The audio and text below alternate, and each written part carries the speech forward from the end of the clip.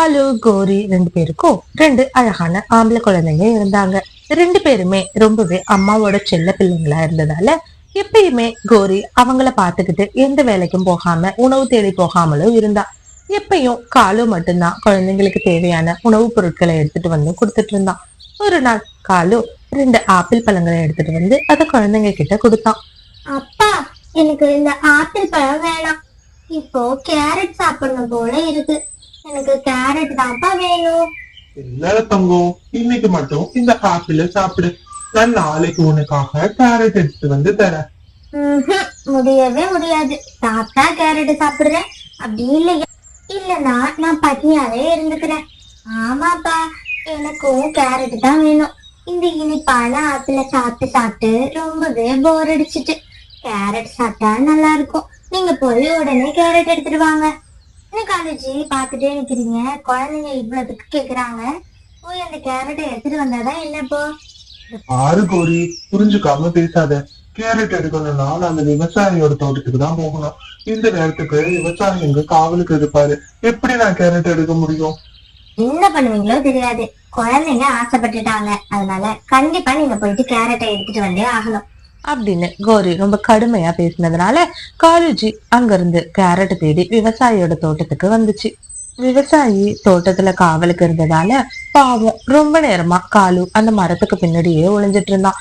ஒரு வழியா விவசாயி தன்னோட வீட்டுக்கு போனதுக்கு அப்புறமா காலு அங்க போயிட்டு ரெண்டு கேரட்டை பறிச்சுட்டு திரும்பவும் தன்னோட கூட்டுக்கு வந்தான். கேரட்டை பார்த்த குழந்தைங்க சந்தோஷமா அதை விரும்பி சாப்பிட ஆரம்பிச்சாங்க. காலு எடுத்துட்டு வந்த இனிப்பான ஆப்பிள் பழங்களை கோரி சாப்பிட ஆரம்பிச்சான். பாவம் காலு அவன் வீட்டுல இருந்த பழைய நெல்மணியை எடுத்து பசிக்கு சாப்பிட ஆரம்பிச்சான். இதே மாதிரி ஒரு நாள் குழந்தைங்க ரெண்டு பேரும் ஷாப்பிங் போகணும் அப்படின்னு சொல்லி ஆசைப்பட்டு காலு கூட வெளியில போனாங்க. புறாவோட பொம்மை கடைக்கு போன குழந்தைங்க ரெண்டு பேரும் அங்க இருக்கிற ரொம்ப விலை அதிகமான பொம்மைகளை கேட்டு அடம் பிடிச்சாங்க. இங்க பாருங்கடா, அப்பா கிட்ட அந்த அளவுக்கு பணம் எதுவுமே இல்ல. நீங்க கொஞ்சம் காசு கம்மியான பொம்மையா வாங்கிக்கோங்க. இன்னும் ஒரு வாரத்துல அப்பா வேலைக்கு போயிட்டு இந்த பொம்மையெல்லாம் உங்களுக்கு வாங்கி தரேன், சரியா? இல்ல, முடியவே முடியாது. அம்மா சொல்லிதான் அனுப்புனாங்க, உங்களுக்கு என்ன பிடிச்சிருக்கோ அதை நீங்க வாங்கிக்கீங்கன்னு. எங்களுக்கு இப்போ இந்த பொம்மை வாங்கி தந்தே ஆகணும். அப்படி இல்லைன்னா நேரா நாங்க அழைச்சிட்டே போய் அம்மா கிட்ட உங்களை மாட்டி விட்டுருவோம் அப்படின்னு சொல்லி குழந்தைங்க ரெண்டு பேரும் மாறி மாறி அடம் பிடிக்க ஆரம்பிச்சாங்க. பாவம் என்ன பண்றதுன்னே புரியாத காலு நேரா புறா கிட்ட போய் இப்படி பேச ஆரம்பிச்சிச்சு. இங்க பாருங்க புறாண்ணா, குழந்தைங்க ரொம்பவே ஆசைப்பட்டு கேக்குறாங்க. அதனால அந்த பொம்மையை மட்டும் இப்போதைக்கு கடனா கொடுங்க. கண்டிப்பா இன்னும் ஒரே வாரத்துல உங்களுக்கு அந்த பொம்மைக்கான காசை நான் சம்பாதிச்சு கொடுத்துட்றேன். இங்க பாருக்காகமே, உன்னை நம்பி நான் கடன் கொடுக்குறேன். ஒரு வாரத்துல எனக்கு காசு வரல அப்படின்னா உன் வீட்டு வாசல்ல வந்து நிப்ப, பாத்துக்கோ.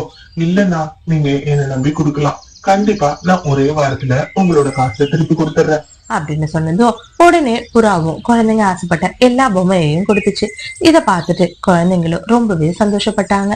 வீட்டுக்கு வந்த குழந்தைங்க அந்த பொம்மையை வச்சு விளையாட ஆரம்பிச்சாங்க. இந்த மாதிரி ஸ்டோரிஸை தொடர்ந்து பார்க்கணுன்னு நினச்சிங்கன்னா மறக்காமல் சிட்டு பேர்ட் ஸ்டோரிஸ் சேனலை சப்ஸ்கிரைப் பண்ணுங்கள். கூடவே பக்கத்தில் இருக்கிற ஆல் சிம்பிளையும் ப்ரெஸ் பண்ணுங்க. ஸ்டோரி பிடிச்சிருந்தா லைக் பண்ணிட்டு உங்கள் ஃப்ரெண்ட்ஸ் கூடவும் ஷேர் பண்ணுங்கள். ஓரி, குழந்தைங்க ஷாப்பிங் பண்ணி ரொம்பவே டயர்டா இருப்பாங்க. அவங்களுக்கு சாப்பிடறதுக்கு எதுனா உணவு இருந்தா எடுத்துட்டு வந்து கொடு. என்ன காலேஜ் சொல்றீங்க? சாப்பிடுறதுக்கு உணவா? அப்ப வெளியில போன நீங்க எதுவுமே வாங்கிட்டு வரலையா? ஓரி, என்ன நினைச்சிட்டு பேசுற நீ? தினமும் வெளியில வாங்கி சாப்பிட முடியுமா? வீட்டுலதான் ஜாமான் எல்லாம் இருக்குல்ல, நீ சமைக்க வேண்டியதுதானே? இங்க பாருங்க காலேஜி, என்னால எல்லாம் சமைக்க முடியாது. நான் இப்படித்தான், எனக்கு வெளியில சாப்பிடறதுதான் பிடிச்சிருக்கு. ஒழுங்கா போய் சாப்பிடறதுக்கு எதெல்லாம் வாங்கிட்டு வாங்க, போங்க அப்படின்னு சொல்லி காலுவை மிரட்ட ஆரம்பிச்சான்.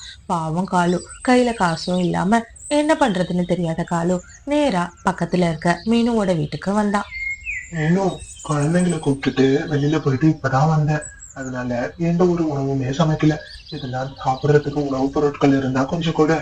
ஏன் காலுவனா? கோரி வீட்டுல தானே இருந்தா, கோரி சமைக்கலையா என்ன? இல்ல மீனு, கௌரி எந்த வேலையுமே செய்யல. சமைக்கிறதுக்கான எல்லா பொருட்களும் வீட்லயே இருக்கு. ஆனாலும் எதையுமே சமைக்காம அடம் பிடிச்சுக்கிட்டே இருக்கா. வெளியில தான் வாங்கி சாப்பிடணும்னு சொல்றா. அட, என்ன காலுவனா இப்படி சொல்றீங்க? கோரி அவளை மாதிரியே குழந்தைங்களையும் வளர்க்குறா. பின்னாடி நீங்க இல்லைன்னா ரெண்டு பேரும் ரொம்பவே சிரமப்படுவாங்க. அது எப்பதான் கோரிக்கு புரிய போகுதுன்னே தெரியல. சரிண்ணா, நீங்க ஒண்ணும் கவலைப்படாதீங்க. நான் கிச்சடி தான் செஞ்சேன்.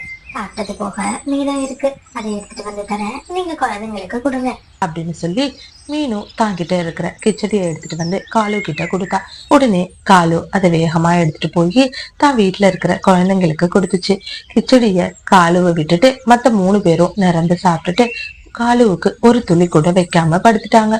பாவம் காலு பசியில அன்னைக்கு ராத்திரி ஃபுல்லா அழுதபடியே படுத்துட்டு இருந்தான். இதே மாதிரி காட்டுல ஒரு நாள் பயங்கரமா மழையோட சேர்ந்து காத்தும் வீச ஆரம்பிச்சிச்சு. வானிலை அறிக்கையில புயல் வரும்னு சொன்னதால பறவைங்க எல்லாரும் பாதுகாப்பா அவங்களோட கூட்லயே இருந்தாங்க. அம்மா, வெளியில பெய்யுற இந்த மழைக்கு சூடான பிரியாணி சாப்பிட்டா சூப்பரா இருக்கும் அப்படின்னு சக்கு சொன்னான். இதை கேட்ட மக்குவும் ஆமாமா, எனக்கும் பிரியாணி சாப்பிடணும் போல இருக்கு அப்படின்னு சொன்னான். காலேஜி கேட்டீங்கல்ல, குழந்தைங்க 2 பேருக்கும் பிரியாணி சாப்பிடணுமா, போங்க வேகமா போயிட்டு பிரியாணி வாங்கிட்டு வாங்க. என்ன கோரி, காட்டுல பயங்கரமா மழை பெஞ்சிட்டு இருக்கு, இன்னும் கொஞ்ச நேரத்துல புயல் அடிக்க போகுதுன்னு சொல்றாங்க. இப்ப போய் என்ன பிரியாணி வாங்குறதுக்கு போக சொல்ற? காலேஜி அதெல்லாம் ஒண்ணும் பண்ணாது, என்னைக்கு வானிலை அறிக்கையில சொன்னது நடந்திருக்கு. நீங்க போய் குழந்தைங்களுக்காக பிரியாணி வாங்கிட்டு வாங்க. இல்ல கோரி, என்னால கண்டிப்பா இன்னைக்கு போக முடியாது.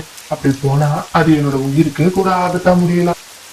ஓ, அப்படின்னா உங்களுக்கு உங்களோட உயிர் தான் முக்கியம். நம்ம குழந்தைங்க கஷ்டப்படுறத நினைச்சலாம் உங்களுக்கு எந்த கவலையுமே இல்லை. இப்படி குழந்தைங்க மேல அக்கறையே இல்லாம இருக்கிறதுக்கு நீங்க ஒரே திரியா செத்து போயிடலாம். நான் பாட்டுக்கு என் பிள்ளைகளை பார்த்துட்டு பத்திரமா இருப்பேன் அப்படின்னு சொல்லி ரொம்பவே வார்த்தையால நோகடிக்க ஆரம்பிச்சா. கோரி பேசுற வார்த்தையை கேட்க முடியாத காலு அங்கிருந்து அழுதுகிட்டே பிரியாணி வாங்கறதுக்காக அந்த காத்து மழையில வெளியில பறக்க ஆரம்பிச்சான். காட்டுல பயங்கரமா மழையோட சேர்ந்து புயல் காத்தும் வீச ஆரம்பிச்சிச்சு. ஒரு அளவுக்கு மேல காலுவால அந்த காத்தை எடுத்து பறக்க முடியல. பாவம் காத்தை இழுக்கிற இழுப்புக்கெல்லாம் அங்கேயும் எங்கேயும் மோதி மோதி பறக்க ஆரம்பிச்சான். ஒரு அளவுக்கு மேல அவனால தாக்கு பிடிக்க முடியாம காத்தோட திசையிலேயே பறக்க ஆரம்பிச்சான். கொஞ்ச தூரம் போனதுக்கு அப்புறமா காத்து வேகமா காலுவை பிடிச்சு கீழே தள்ளினுச்சு. பாவம் காலு அங்க இருக்கிற ஒரு பாறையில தலை அடிபட்டு அந்த இடத்துலயே இறந்தும் போயிட்டான். எதுவுமே தெரியாம குழந்தைங்களும் கோரியும் காலு பிரியாணி வாங்கிட்டு வருவான் அப்படின்னு சொல்லிட்டு கூட்டுல காத்துட்டு இருந்தாங்க.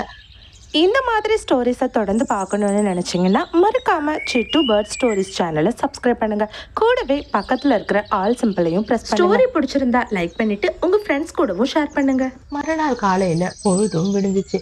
அது வேக வேகமா மீனும் காலுவோட வீட்டுக்கு வந்தா. கௌரி, கௌரி, என்னாச்சு மீனு, எதுக்காக இப்படி கத்திட்டே வர? ஆறு காலு ஒரு நாள் இறந்துட்டாரு. நேற்று மழையில எதுக்காக அவர் வெளியில போனாரு? மழையில போனவரு காத்தோட விசையை தாங்க முடியாம அங்க இருக்கிற பாறையில மோதி இறந்துட்டாரு அப்படின்னு சொன்னா. இது கேட்ட கோரி ஒன்னு கத்தி அழ ஆரம்பிச்சா. உடனே குழந்தைங்க 2 பேரும் அம்மா, அப்படின்னா இன்னைக்கும் அப்பா பிரியாணி வாங்கிட்டு வர மாட்டாரா? எதுக்காகமா அப்பா பிரியாணி வாங்காம இறந்து போனாரு? எனக்கு உடனே பிரியாணி சாப்பிடணும் அப்படின்னு சொல்லி அழ ஆரம்பிச்சான். உடனே இதை கேட்ட கோரி இங்க பாரு ஜக்கு, இப்போ உங்க அப்பாவே உயிரோட இல்ல, இப்பயும் நீ பிரியாணி பிரியாணின்னு கேட்டுட்டு இருக்க. இத பாத்துட்டு இருந்த மீனும் கோரி, இப்ப வச்சு உனக்கு புரியுதா நீ எப்படி உன் குழந்தைங்களை வளர்த்திருக்கன்னு? ஒரு அப்பா பாசம் என்னன்னு கூட அவங்களுக்கு தெரியல. நாளைக்கு நீயே இறந்து போனாலும் உன் குழந்தைங்க இப்படிதான் இருப்பாங்க. எந்த ஒரு பாசமுமே இல்லாம இப்படி வளர்த்திருக்கிறது கண்டிப்பா உனக்கே ஒரு நாள் பெரிய ஆபத்தா வந்து முடியும் அப்படின்னு சொன்னா. இது கேட்ட கோரி ரொம்பவே மனசு வருத்தப்பட்டு அழ ஆரம்பிச்சா. ஆமா மீனு, நீ சொல்றது சரிதான். காலு பல தடவை சொல்லியிருக்காரு குழந்தைங்களை இப்படி வளர்க்காத கோரின்னு. ஆனா நான் கேட்கவே இல்லை. குழந்தைங்க மேல இருக்கிற கண்மூடித்தனமான பாசத்துல அவங்க என்ன கேட்டாலும் வாங்கி கொடுத்தே பழகிட்டேன். இப்போ அவங்களுக்கு பாசத்தை விட அவங்களுக்கு அந்த பொருள் தான் ரொம்பவே முக்கியமா தெரியுது அப்படின்னு சொல்லி அழ ஆரம்பிச்சா. கொஞ்ச நாள் போனதுக்கு அப்புறமா குழந்தைங்களை கூப்பிட்ட கோரி இப்படி பேச ஆரம்பிச்சா. ஜக்கு, மக்கு, இங்க பாருங்க, இனிமே உங்களுக்கு தேவையான உணவை நீங்களே தான் தேடிக்கணும். ஏன்னா இப்ப நீங்க பெரியவங்களாயிட்டீங்க. உணவு தேடி கொடுக்கறதுக்கு இப்ப நம்மளோட அப்பாவும் நம்ம கூட இல்லை, அவரும் இறந்துட்டதால நீங்க தான் உங்களுக்கு தேவையான உணவை தேடிக்கணும். அம்மா, அதெல்லாம் முடியாது. நீ இருக்கல்ல, நீ இருக்கும்போது நாங்க எதுக்காக போய் உணவு தேடணும்? எங்களுக்கு தேவையான உணவை நீ போய் எடுத்துட்டு வா அப்படின்னு சொன்னா. உடனே மக்கும், ஆமாம்மா நீ தானே சொன்ன நீ உயிரோட இருக்கிற வரைக்கும் உன் குழந்தைங்க கஷ்டப்படக்கூடாதுன்னு. இப்பதான் நீ உயிரோட இருக்கியே, அப்புறம் என்ன, நீ போய் உணவை தேடி எடுத்துட்டு வா. அப்படி இல்லையா நாங்க வெளியில போய் எங்களுக்கு தேவையான உணவை தனித்தனியா சாப்பிட்டுக்கிறோம், நீ பட்னியாவே கடந்து செத்துரு அப்படின்னு சொல்லி ஜக்கு ரொம்பவே மனசு புண்படுற மாதிரி பேசினான். ஜக்கு பேசின வார்த்தையை கேட்டு கோரி ரொம்பவே மனசு உடைஞ்சு அழ ஆரம்பிச்சா. நீங்க பல தடவை சொல்லியிருக்கீங்க நான் இல்லாம போனாதான் உனக்கு என்னோட அருமை புரியும்னு. இப்போ நீங்க இல்லாம போனதும் நான் ஒரு அனாதையா மாறிட்டேன். நான் பாசம் காட்டி வளர்த்த பசங்களும் என் மேல பாசமா இல்லை. நீங்க இல்லாத உலகத்துல நானே இருக்க மாட்டேன். எப்படியாச்சும் என்னை கூப்பிட்டுட்டு போயிடுங்க அப்படின்னு சொல்லி தான் பண்ணின தப்பெல்லாம் நினைச்சு வருந்தி கோரி அழ ஆரம்பிச்சா. இந்த ஸ்டோரி உங்களுக்கு பிடிச்சிருந்துச்சுன்னா லைக் பண்ணிட்டு இந்த மாதிரி நிறைய ஸ்டோரிஸ் பார்க்க மறக்காம சிட்டு பேர்ட் ஸ்டோரிஸ் சேனலை சப்ஸ்கிரைப் பண்ணுங்க.